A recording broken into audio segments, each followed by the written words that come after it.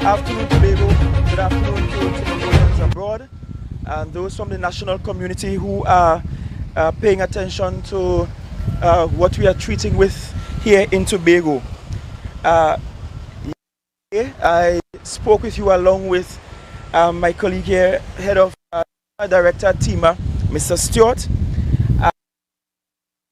by Secretary James from the Division of Infrastructure, Quarries and Urban Development, as we share some updates in terms of the oil spill that's in Tobago and what we are doing to contain and clean at the moment, and also to inform Tobagonians at home and abroad the extent of the situation and the measures that ought to be taken from here onwards. The first thing I should point out is that we have a number of workers deployed across the space to assist with manual removal. We have 31 individuals down at the Petit Trou area. We have 36 individuals stationed here at Rockley Bay in Scarborough, and that is augmented by volunteers, both CERT volunteers and other volunteers, in assisting with the cleanup efforts as we speak. Additionally, we have since deployed both near shore and other forms of booms, absorbent booms, to assist with containing and absorbing some of the oil spill across the island. Well, this side of the island, that is. We have working along with us as partners at the moment. We have the Ministry of Energy, whom we have been meeting with, the EMA, the IMA, Coast Guard, ODPM. They have all been in the loop of the conversations that we have been having and the technical assistance that we have been having with this matter. We have currently on island Kaizen. I spoke about them yesterday and their engagement by the Tobago House of Assembly to assist in the cleanup efforts, and they are on island in full, and that will allow for us to expedite some of the issues that we have. The Coast Guard, which is on island, and they were preparing to do some dives today, but have not been able to do any dives as yet because the area where the ship is lodged is a bit unsafe at the moment. The water's a bit unsafe at the moment to facilitate the dive, and so they are just waiting it out to be able to make the dive safely, which will allow for us to properly identify the vessel that's there. Notwithstanding, we think we are much closer to identifying the vessel today than we were yesterday, and hopefully by the end of the work day today we should be in a position to identify the vessel. More than that, we have at this point the threat level elevated at a tier 2 level, a tier 2 threat level, but we anticipate that in the coming hours it may very well be elevated to tier 3. At the tier 2 level, it means that we are from our end declaring this not just a disaster, but we're declaring it as a disaster that requires national attention. And you should see, for those viewing the live, you should see that we are sharing with you raw footage of both underwater and above water and our shoreline and what's happening there. So we are at a tier 2 level now in terms of the threat level, the disaster level, tier 2, but we anticipate that pretty soon it may be advanced to a tier 3 level. Tier 3 level means that it's at that juncture we will have to get the requisite international partners to assist. That means it will go beyond just the national scope, given some of the things that we are seeing at the moment and can't readily disclose right now. We have removed quite a bit of sargassum, and this is the one time we are grateful for sargassum. because the sargassum seaweed is acting as a natural absorbent of the crude oil, and so we are able to now dispose of that sargassum. You must note that we have a sealed containment area at the dumping Stolly Park, a sealed containment area for which we are storing the contaminated sargassum. So we are not taking the sargassum out of the beach and the water and just dumping it. We are placing it in a sealed and contained area. And I mean, seal and contain means the same thing. But for this purpose, I wish to be deliberately redundant. A sealed contained area, just to ensure that none of the toxic material seeps into any other area and destroys the environment further.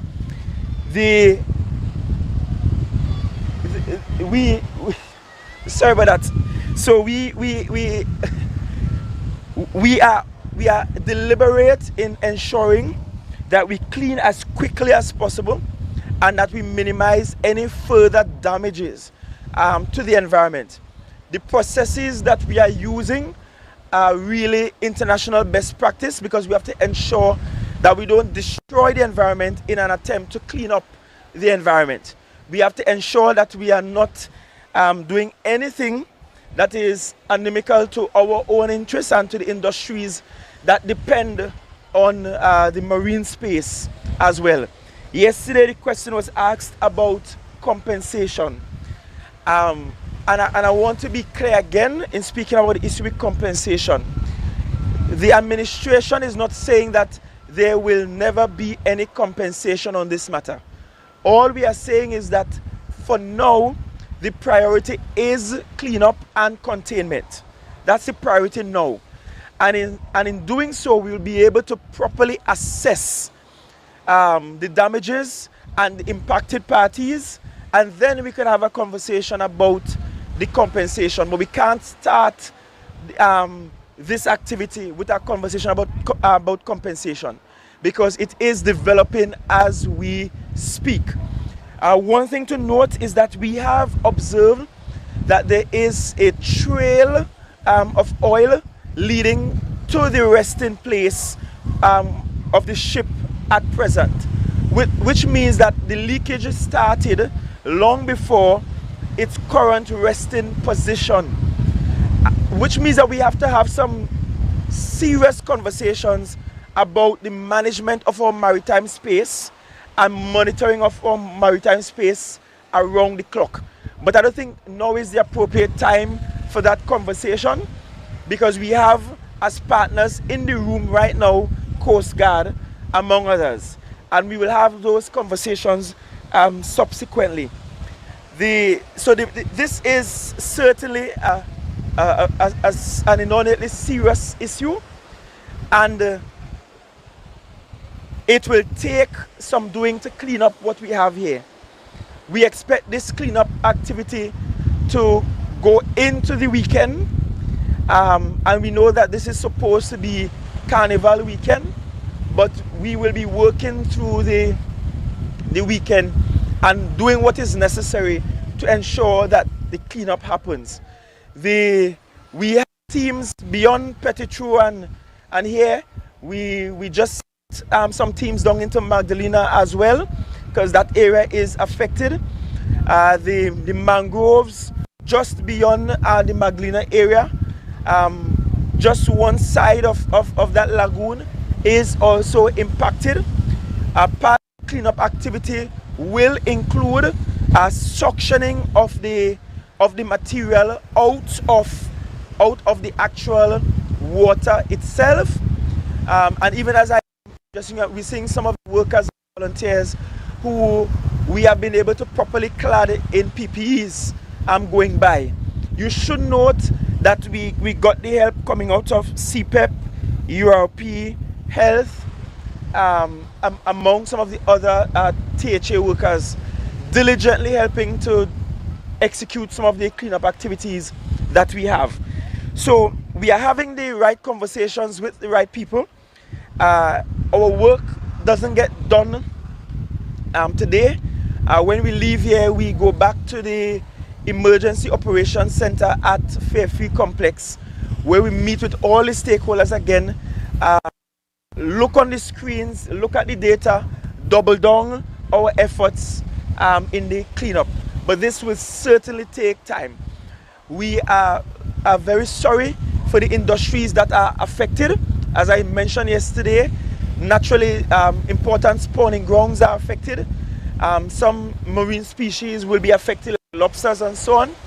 I can tell you that from what we have seen in the underwater footage, we have seen the ship essentially create a pathway through the reef where the ship dragged itself, where the currents drag the ship through the reefs. So we're seeing that clear pathway. We are seeing where the ship is grinding on the coral reef and destroying parts of the coral reef where it is currently lodged. We are also having some conversations with Maritime as well. Maritime is from out of the Ministry of Works, I believe, to assist us with the big ticket item, and that is the removal of the vessel from where it is currently lodged. It is not our desire to have the vessel lodged there much longer, because we don't want it to be lodged in a way that it's difficult to be moved afterwards, and we will now have to cut it up to remove it. So we are looking at the option of the vessel moved from now. It will appear as if the vessel was dislodged from where it was berthed, where it was docked rather. It will appear as if it was dislodged. It could be strong currents and tide action and wind that might have caused the dislodging. But again, until we are able to properly identify the vessel, where it was located before, until we are able to get the full satellite imagery of the vessel being moved from where it was to where it is now, and we make that satellite imagery with 24 hours thereabout, until then we can't speak too much about liability, who must stand for what this mess that has been created now. We'll take some questions, and Mr. Stewart is here, the secretary is also here. Right, the cause factor is not known at the moment.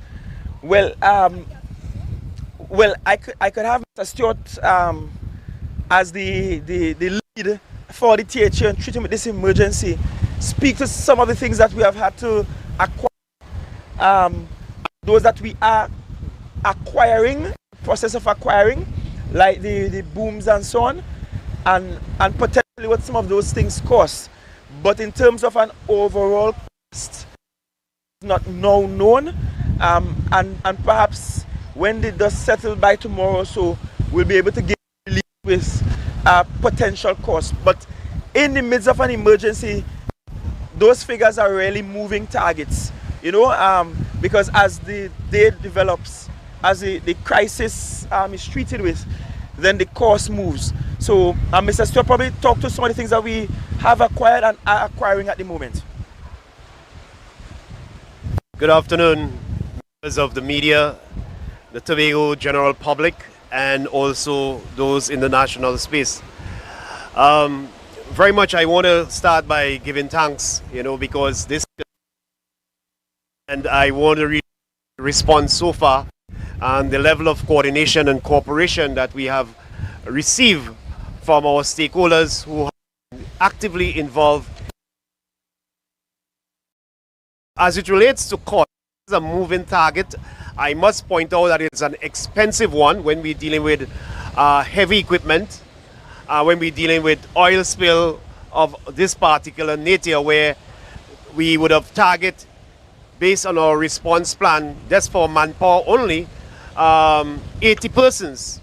So far we are just below that threshold level of persons that are providing help in that regard and providing the assistance of removing these things. The PPEs are costly. Everyone that are engaged that you have seen so far have donned themselves in the necessary PPEs, and the tools that goes along with it is also critically expensive. As a moving target, I think it may be more appropriate maybe tomorrow to give a cost factor, and that could be multiplied in some aspect with the days that are associated with it. So at this time I will not trigger a guess or try to give a guess estimate.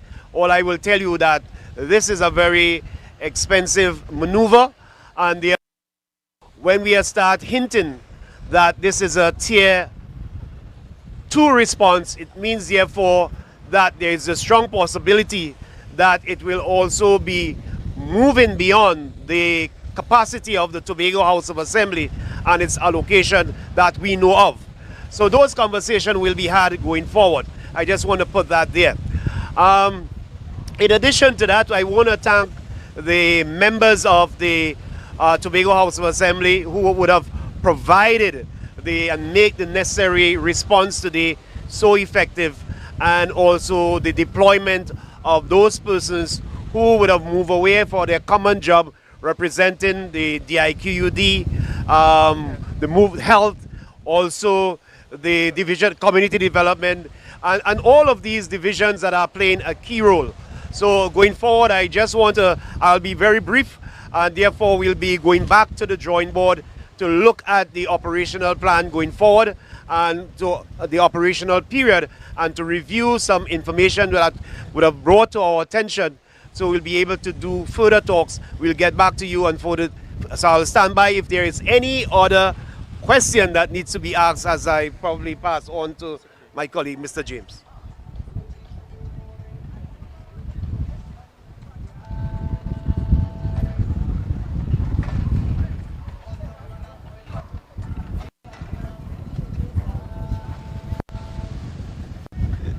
Well, I don't know if there's a budget for disaster. There is some budgetary allocations for both the recurrent expenditure and the capital development spend for TEMA under the Office of the Chief Secretary. In moments like this, what happens is that the THA goes into its fund account naturally, and we transfer and move money as is needed to treat with the disaster.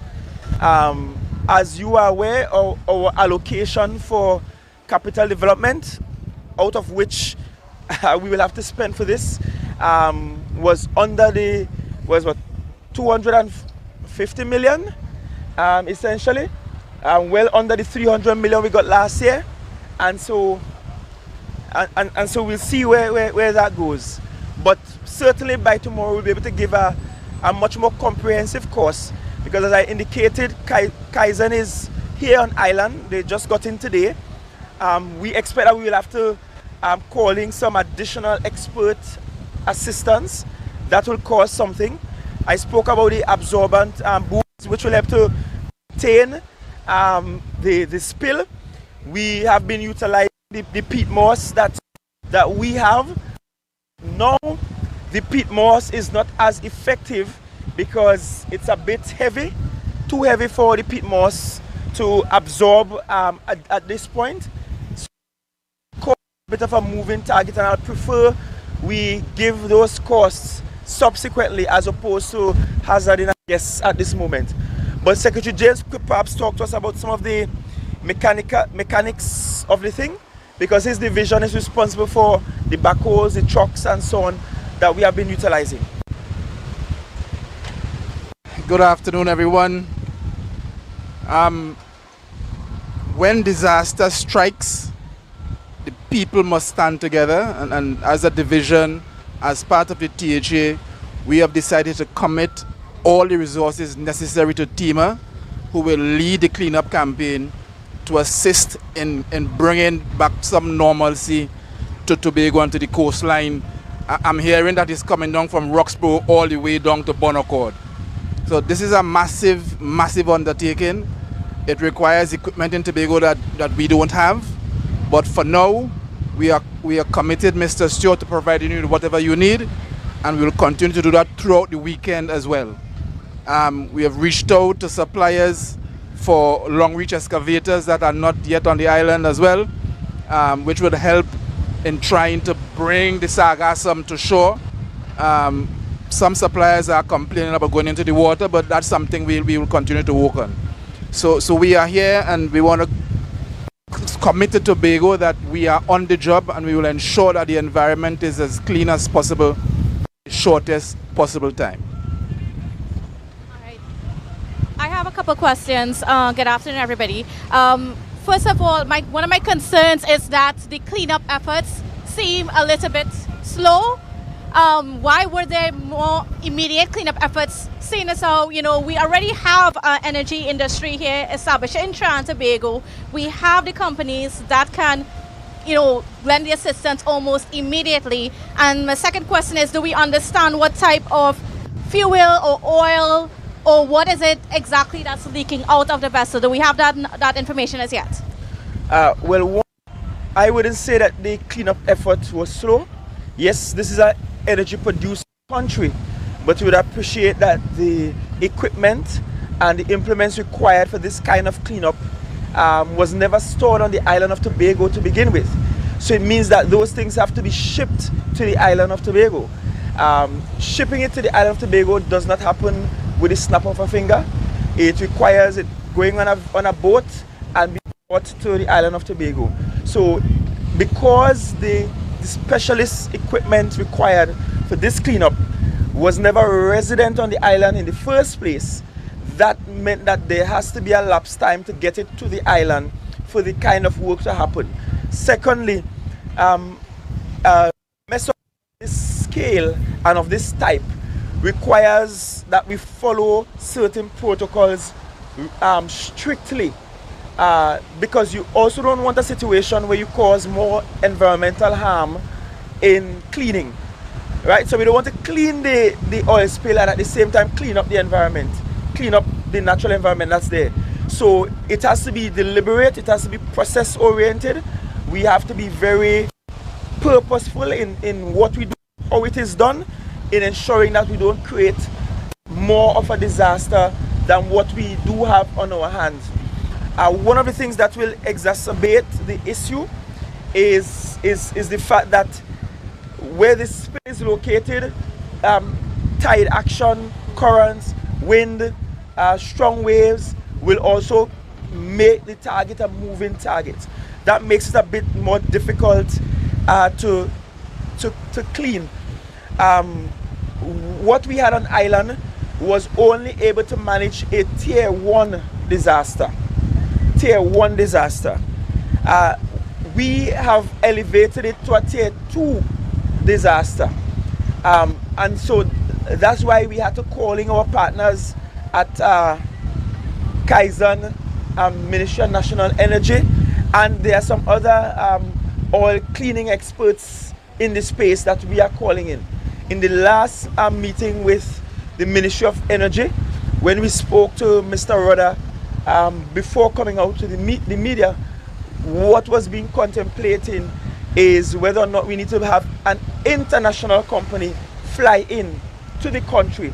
So the discussion is already at the place of looking beyond what exists in Trinidad and Tobago insofar as equipment to get the cleanup done properly and efficiently. But I assure you that we will get it done as efficiently as possible and get it done as safely as possible. Your next question in terms of the type of material, this looks to be diesel to us. The last part, what is happening is that the EMA has collected samples, and those samples are on their way to Trinidad to be tested, right? The IMA is actually the one doing the testing for us. So the samples have been collected and sent down to Trinidad. But you see, your question, and I have to bring it in at this point, your question also speaks to the autonomy question, if you realize it, and why so many times when we talk equity and equality, we are talking about ensuring that we have on the island of Tobago certain infrastructure at equal measures with our counterparts in Trinidad, because we have a disaster of this magnitude, and you realize that I keep saying, well, we have to take the samples, send it to Trinidad. We have to get equipment that we don't have on island to match a tier 2 type disaster and get it shipped to the island. And of course, there's a time factor in that. So I hope that Tobagonians are appreciating that this in itself is highlighting the need for autonomy, which means that beyond legislation and the legislator, we have to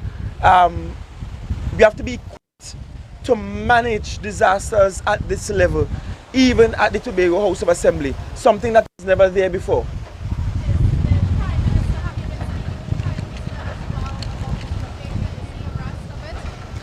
And though I have not had a conversation with the Prime Minister about the matter, there are 2 ministers I tried reaching out to subsequent to meeting with actual workers and technocrats from their respective ministries, and that's Minister of Works and the Minister of Energy.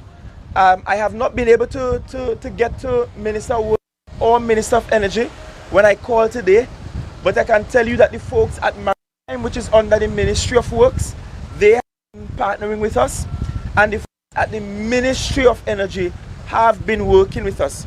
So we can say that there is collaboration happening between ministries in Trinidad and the Tobago House of Assembly, notwithstanding that I have not been able to have those conversations with line ministers themselves. But the ministries and the TEMA and our technical folks here in Tobago have been meeting and working the issue out. But I have reached out to both the Minister of Works and the Minister of Energy. I was unable to get them by phone, but I will keep trying to do so that we can get the engagement going. And then one more question. What's the conversation with the Coast Guard like as to why we did not even detect this vessel drifting or, I don't know, passing along the waters, not until the fishermen found it that we knew it was here? Well, we suspect that for a while the vessel was submersed under the water for a while, and so it was perhaps easy for it to make a trek without being observed until very late. The broader conversations about Coast Guard and their presence on the island, all that thereof, I would prefer to have those conversations at another time. At this time, we are focused on trying to get the cleanup efforts done. I'm not trying at this time to have the conversation about the inefficiencies of any of the state apparatus that exists. Right now, we just need to get it cleaned up. Subsequently, when we will have enough time to do the post-mortem and talk about those inefficiencies again. Because I'm sure you're aware that we have spoken about those repeatedly, over and over again. But for now, the Coast Guard, they are worthy partners. They have been working with us. They are on island. A vessel sailed up to Tobago since I last spoke with you. Expert divers are here, but as I pointed out, the conditions were not safe for them to do the dive earlier today, well, at least up until the point of this press conference. I'm not sure if those conditions have changed while we have been doing the press conference, but they are on standby to do further dives for us.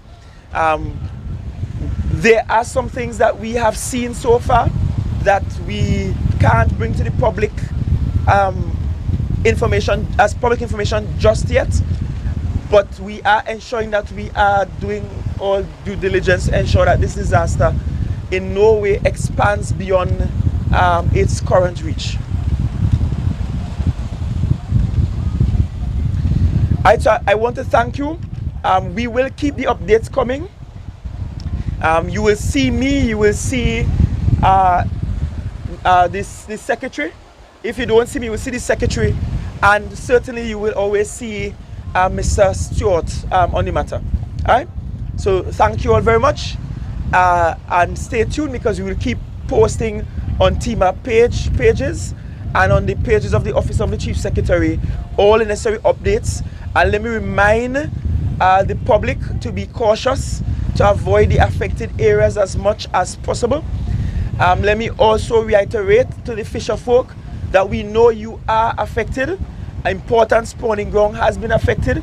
We know the shoreline is affected, so some measure of recreation has also been affected, and the tourism industry will also be affected. So when we count in the cost of this disaster, it is beyond what we will spend in the cleanup, but it has to also include the cost to industries who utilize the marine space. So thank you all very much. God's richest blessings.